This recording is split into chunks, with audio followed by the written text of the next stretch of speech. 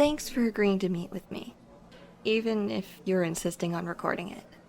Well, you texted asking if I wanted to get coffee even though I never gave you my number.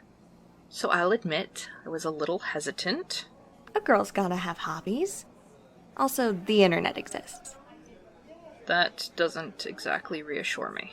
I'm sure not much does nowadays. What do you want from me? Nothing.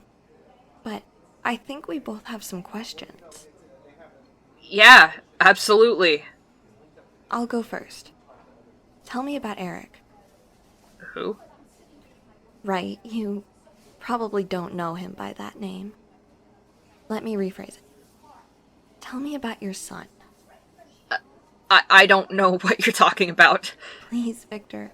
I know what happened. I just want to hear your side of it. How much do you know? Just what he told me.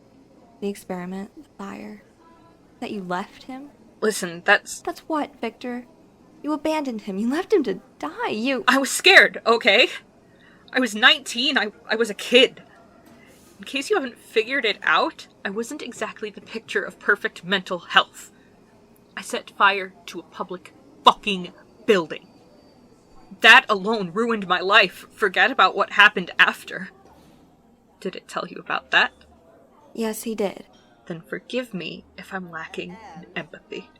My friend, my boyfriend, and my family are all dead, and the only other person I have has been in a coma for almost a year. Maybe I handled the situation wrong, but it has taken everything from me. What's their name? What? Your friend in the coma. What's their name? Henry. How did you meet? We were in the same class in first grade. There was this kid who would always ask for my lunch, and I was too nice to tell him no. So after recess one day, Henry put a pocket full of worms in his desk. Solid strategy. It worked. Never had a problem again. And Henry and I have been inseparable ever since. And what's your favorite memory with him? Look, this is sounding suspiciously like a therapy session, and I don't think... Please, just humor me. Tell me something about him that you can hold on to when things get hard. We were 12. I was asleep, but... You know, in those bad romance movies, when the guy will throw a pebble at the girl's window to get her attention. That's what he did. I didn't have my glasses on, so I could barely tell that it was him. But after I let him in, I could tell he'd been crying. And you know, Henry's always been so sure of himself. See, his parents, they're good people. They really are. But they've always had plans for him. His dad owns a garage downtown, and he always expected Henry to take it over. Not to mention, that was when he started to realize he wasn't completely straight. That's not a secret nowadays, he's very open about it. But in middle school, that might just be the biggest taboo in the world.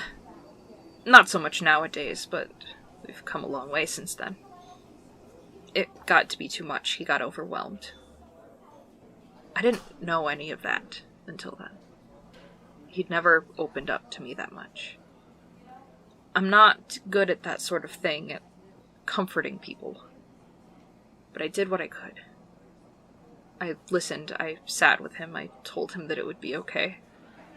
I let him stay the night, and before I knew it, he was feeling okay enough to start joking around again. Nothing was the same between us again since that night, but not in a bad way. We were more open, we could tell each other anything. He'd always been the strong one, but now he didn't have to be. I know how that sounds, and it's not the fact that he was upset that makes it my favorite memory with him. Obviously. It's just... that was the moment that we really connected. More than just a couple of kids who liked to hang out after school. That was the moment I really understood him as a person, and I knew that if I ever needed someone, he'd be there for me. And you know what? He always was. After the fire, once I was out of the hospital, he drove the 6 hours to make sure I was okay. He stayed with me for 2 weeks.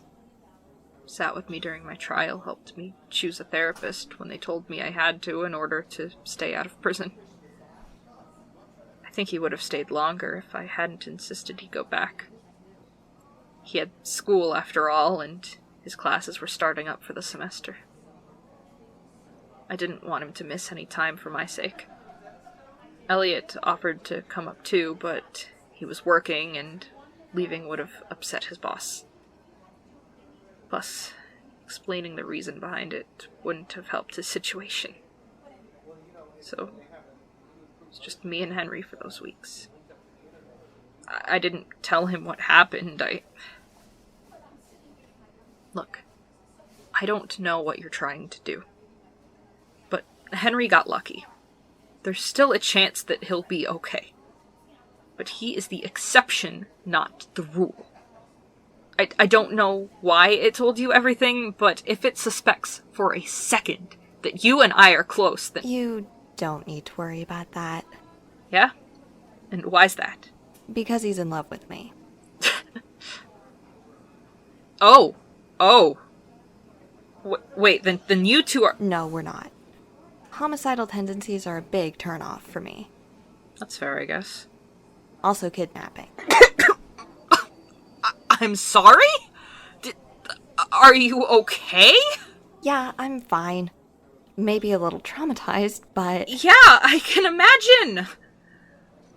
Listen, I am so sorry. Stop. What? You don't need to apologize. It wasn't your fault. Isn't it? Literally no. You weren't even there. I don't even know whether or not you were still in the state. You had nothing to do with it. Okay. I told you my part. Your turn. Where do you want me to start? How did you meet it? He found me while I was working on a show.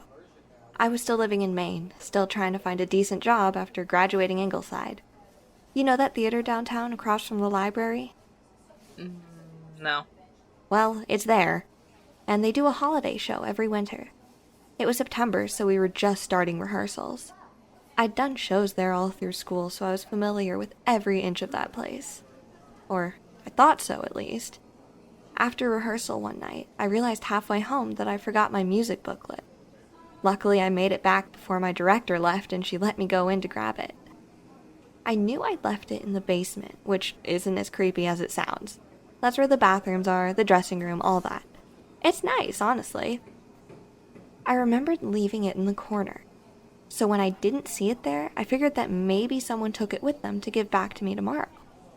But I still looked around, just in case. That was when I heard a voice. I couldn't tell where it was coming from, but... Victor, it was beautiful. And familiar. You see, the theater is old.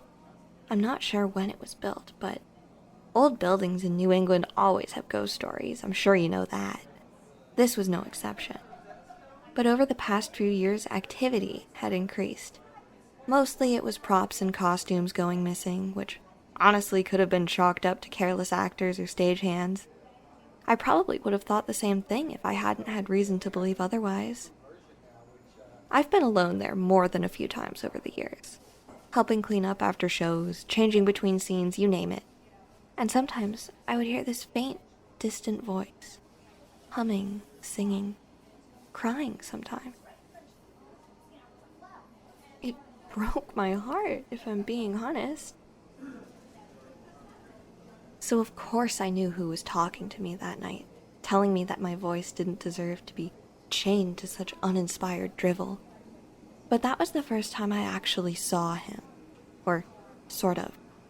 He covered his face, but he was standing there behind me all the same. And yeah, maybe it was stupid. I know it was. But when he asked me to go with him, of course I did. I was intrigued. This was the adventure I'd always dreamed of.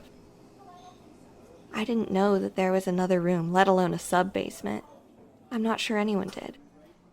The door that led to it was small and hidden behind the dressing room mirror. If you didn't know what you were looking for, even if the wall was bare, you might even mistake it for just another panel. But he opened it, and he led me into the dark. We did this every week for months. He would bring me to the forgotten part of the theater he'd made his home. And we would talk, sing, compose. He's a genius, you know. The songs he writes, they're unlike anything I've ever heard. Then he told me his story. Your story too, I guess. And I saw his face. The scars that the fire left him with. It was a shock, but I was willing to look past it. I'm not an asshole. You can get it, it's fine. Something wrong? No, nothing. I'm sorry. I have to go. It's Henry.